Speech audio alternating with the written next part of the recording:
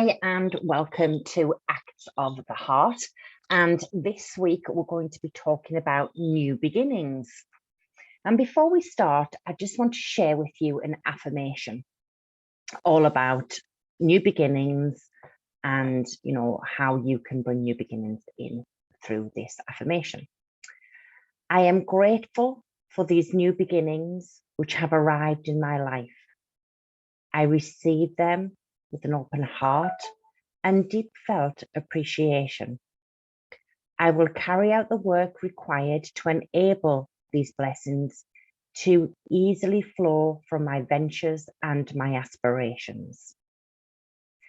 So as we know, spring has sprung and it's time for new beginnings.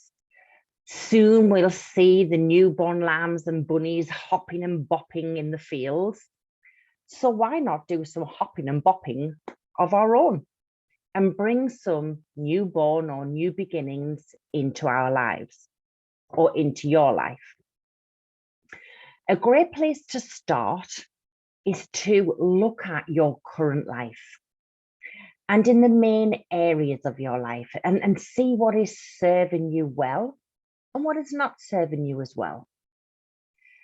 From this great standpoint, you can bring in new things that will serve you better than those that are not.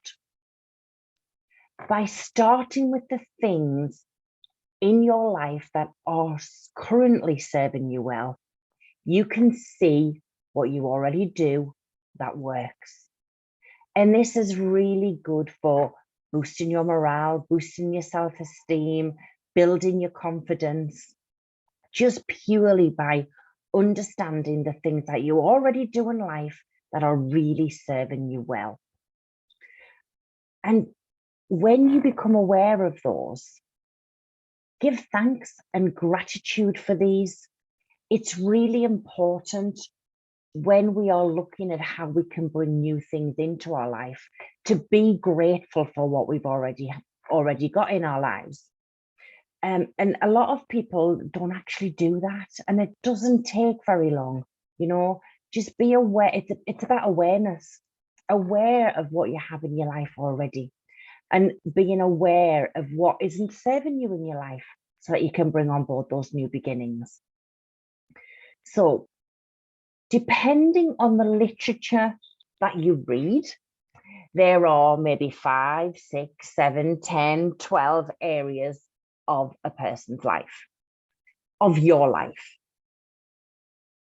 I'm going to list today 12, and then you can choose which you want to include in your new beginnings.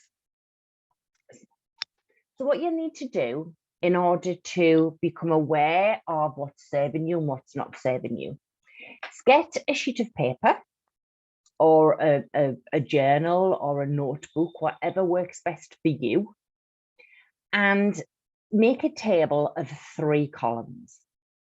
The first column you're going to head up as things that serve you well.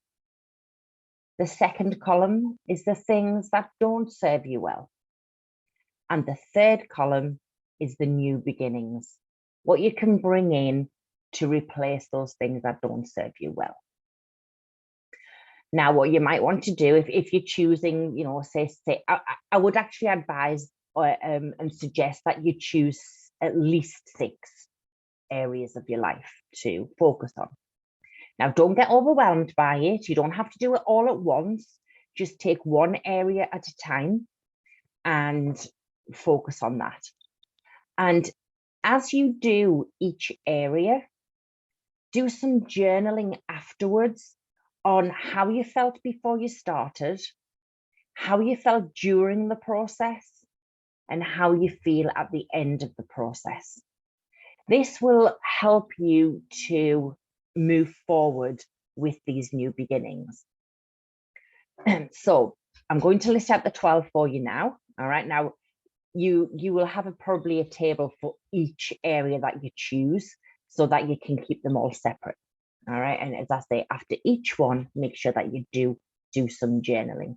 What you also might want to do is you might want to get yourself in a nice peaceful place, do a little bit of meditation just to ground you. So, you know, just sit in a nice comfortable chair, make sure your feet are flat on the floor, and just become conscious of your breathing and go with the flow of your breathing. If you're breathing too fast, then try and slow it down. You may want to do the heart focused breathing that I've taught in the past, which is a HeartMath breathing exercise, which I teach as a HeartMath coach. And the way to do that is to, you know, be grounded, feet flat on the floor, and with your eyes open. I want you to breathe in and out of your nose. Now, the reason that we do this particular exercise is because it's an on-the-go exercise. So it doesn't matter where you are or who's around you, nobody knows that you're doing this. So if you've got the children running around, you know, if you're not in a place where you can do it this exercise quietly, because the children are around, then you can do this breathing exercise just to kind of ground you in your own space. But it's also useful if you do have some quiet time, some space to yourself. So breathe in and out of your nose with your eyes open, and just become aware of your breath, okay? And I want you to just breathe in through your nose, make sure you expand your belly to the count of 5, and then release to the count of 5, contracting your stomach back in so that your stomach's heading back towards your spine. And do this for about a minute, 2 minutes, 3 minutes, whatever you feel comfortable to get yourself grounded ready. 3 minutes maximum, I would say. So once you've got yourself grounded and you're in a nice, comfortable space, choose 1 or choose 6 of the following to start with, but then obviously just do them one by one. So here are the 12. So you have the physical area of your life. So how you are physically in your life. Emotional and mental. They kind of come quite close together, so I'll put them as one. Spiritual. Relationships. Now your relationships can be relationships with yourself, with your significant other, with your parents, with your siblings, with your friends, with your work colleagues. Okay, so it's not just about that intimate relationship. Financial, career, rest, play, and creativity. Home, the wider community. Now, when I talk about the wider community, I mean the people in your wider community, because the next one is environment. So your environment is the space in your wider community. Learning and adventures. I'm just going to repeat those for you. So we've got physical, emotional and mental, spiritual, relationships, financial, career, rest, play and creativity, home, wider community, which are the people, environment, which is the space, learning and adventures.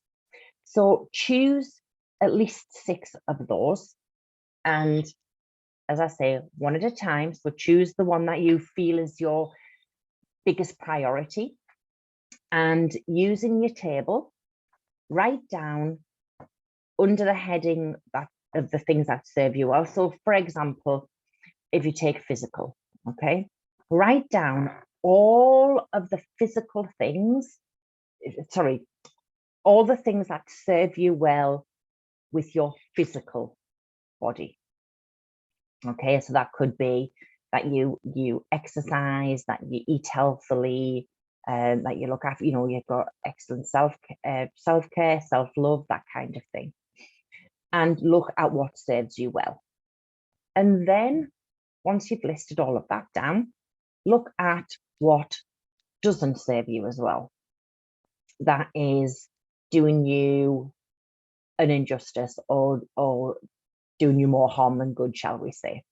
Okay. And it could be your diet, it could be your exercise, it could be that you don't have a very good self-care regime, or you don't practice self-love, some things like that. Okay. Then when you go to your third column, you're only looking at what is happening in your second column, so that you can say to yourself, right, this isn't serving me well. How can I change that so that I have a new beginning in my physical domain, physical regime? And it could be that you might decide, right, a new beginning would be to pick an exercise that works well for you. Okay. Don't be guided or misguided by all of the activities that are available out there. Choose a one that resonates with you. Choose a one that you feel comfortable doing, because, you know, there's certain things I can't do because I have an artificial hip. So I struggle with regular yoga, but I can do chair yoga. So because I always wanted to do yoga, but find that normal yoga is quite uncomfortable for me. So I do chair yoga. So it's finding that this is if you need to, you know, if you need to bring an exercise into your regime, into your everyday life as a new beginning. So that's just an example. Okay. If it's your nourishment that's needs improving. I want to say nourishment because I don't want to say diet, because diet has such a so many negative connotations. You know, it's not about being on a diet, it's about having a healthy eating, about having healthy eating habits. Okay. And that's why I talk about nourishment. Okay, so it could be that you need to look at the foods that you eat. And it's not that necessarily that there are good foods and bad foods, but it's what foods work well for you so that you can have those new beginnings in your eating regime, whatever that may be. So this exercise is a very personal exercise. So don't listen, don't compare yourself to others, don't listen to others. Really be aware of this exercise and what it's bringing up for you. And again, that's where the journaling comes in.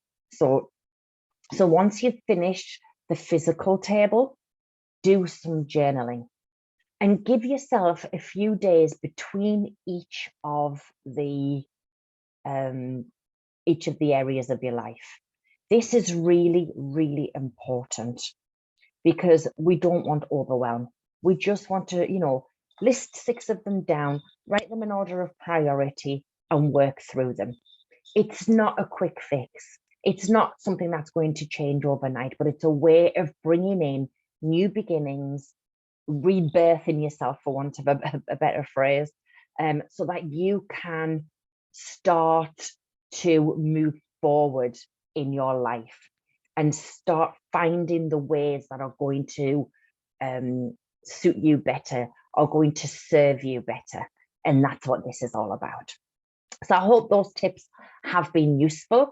Any questions at all, email me. You'll find me on Messenger, on Facebook. I'm on LinkedIn.